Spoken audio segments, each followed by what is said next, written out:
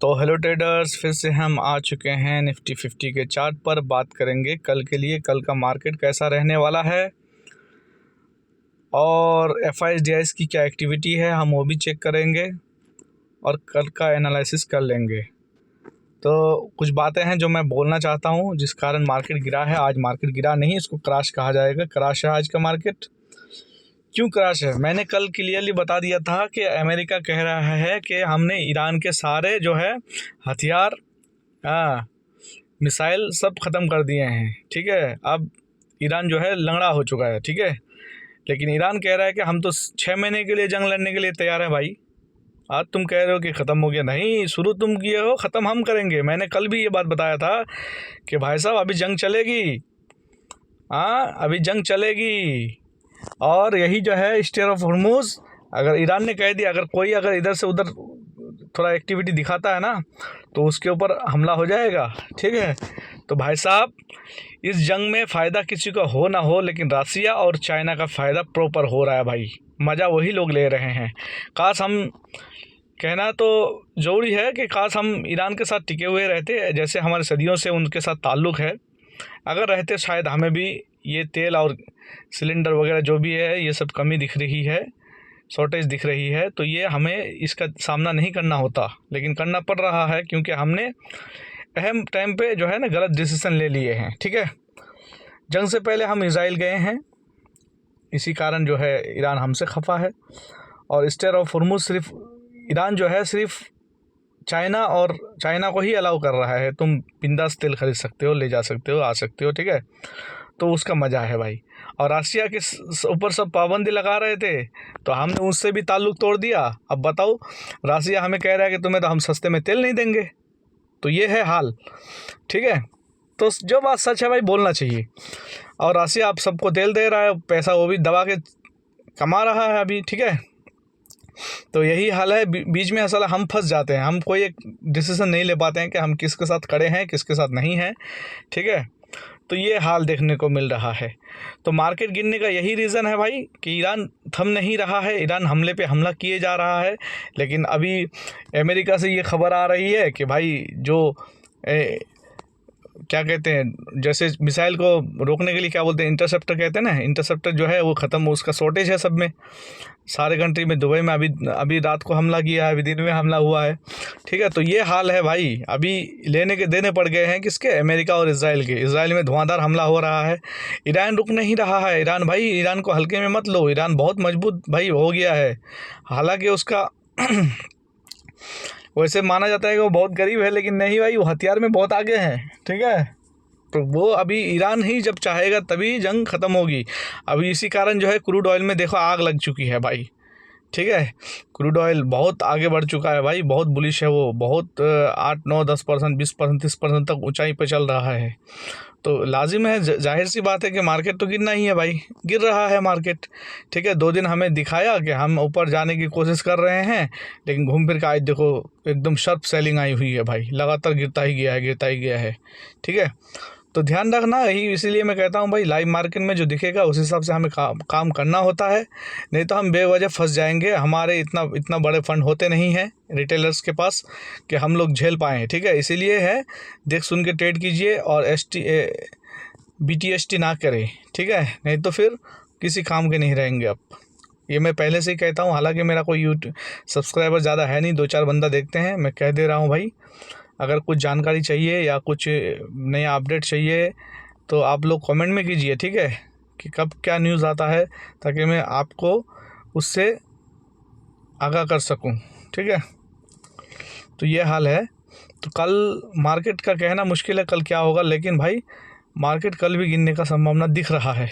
अब रात में देखते हैं। क्रूड ऑयल तो तेज़ी है भाई, क्रूड ऑयल में तो बहुत बुलिश है क्रूड ऑयल। इसका मतलब कि स्टॉक मार्केट में गिरावट होना ही है। अब कितना गिरेगा वो देख लेते हैं। और गिफ्ट निफ्टी जो है भाई, गिफ्ट निफ्टी का हाल भी ठीक नहीं है, वो भी नेगेटिव है। अभी गिफ्ट निफ्टी 24,000 के नीचे भाई ट्रेड कर रहा है। वैसे ग्लोबल मार्केट सारे वैसे ही नेगेटिव है। तो इससे यही दर्शाता है कि मार्केट कल भी बेयरिश रहने का संभावना है। लेकिन ध्यान रखना, आज जैसा सेलिंग कल भी दिखेगा ये भी ज़रूरी नहीं है। हो सकता है गैप डाउन अच्छा खासा खुल जाए, कहना मुश्किल है। चलो एक बार हम चेक कर लेते हैं कि FIs DIs की क्या एक्टिविटी है, वो भी देख लेते हैं और फिर आगे बढ़ते हैं।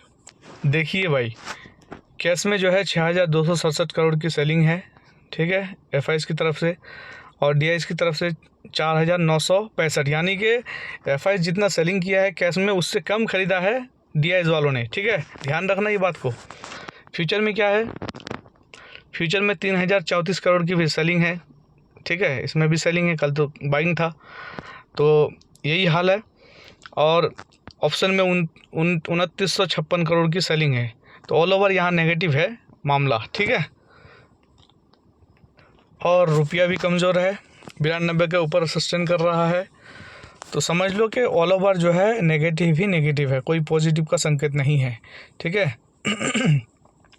अब देखते हैं कल क्या होता है। वही कह रहा हूँ मैं बार बार कि लाइव मार्केट में जो दिखेगा उस हिसाब से आप लोग काम कीजिए, आपको बेनिफिट होगा, ठीक है, नहीं तो आप फिर लॉस बुक करके ही आपको निकलना पड़ेगा अगर आप ध्यानपूर्वक काम नहीं किए तो, ठीक है।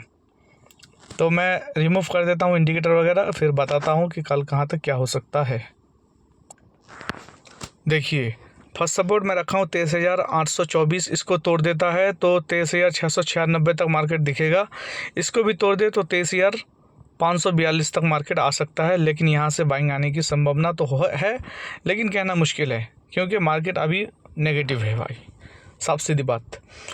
मान लीजिए किसी कारण 23,981 के ऊपर सस्टेन करता है मार्केट, तो हो सकता है 24,144 तक जाए, लेकिन पॉसिबिलिटी बहुत कम है, बहुत कम है, ठीक है। अगर इसको भी तोड़ दे, ठीक है, तो 24,251, लेकिन यहाँ से सेल ऑन द राइज है, यहाँ से आप पुट कैरी कर सकते हैं, ठीक है। तो ये रही निफ्टी 50 की कहानी, इतने में ही काम करेगा।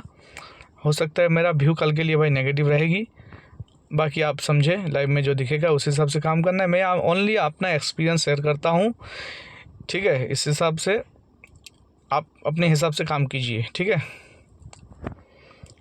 चलते हैं बैंक निफ्टी में।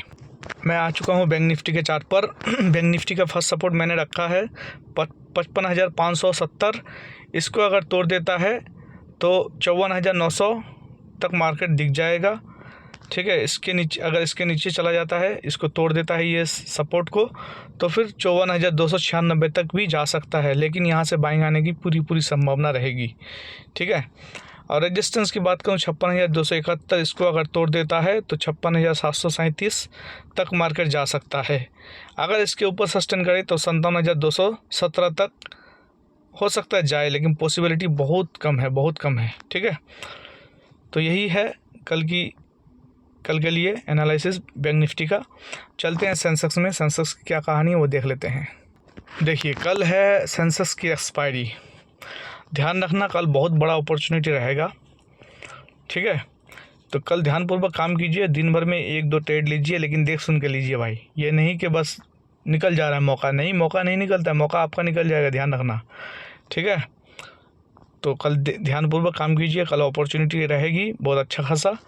तो मैं कल के लिए जो है ना सपोर्ट रखा हूँ 76,170, इसको अगर तोड़ देता है तो 75,327 तक मार्केट दिख जाएगा आराम से, ठीक है।